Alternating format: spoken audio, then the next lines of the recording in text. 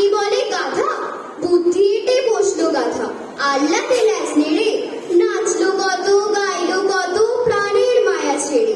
তারপরেতে শেষটা ক্রমে স্ফূর্তি এলো প্রাণে, চললো গাধা খোদ মনিবের ড্রয়িং রুমের পানে। মনিব সাহেব ঝিমুচ্ছিলেন চেয়ারখানি জুড়ে, গাধার গলার শব্দে হঠাৎ তন্দ্রা গেল উড়ে। চমকে উঠে গাধার নাচন যেমনি দেখেন যে, হাসির চোটে সাহেব বুঝি মরেন বিষম খেয়ে।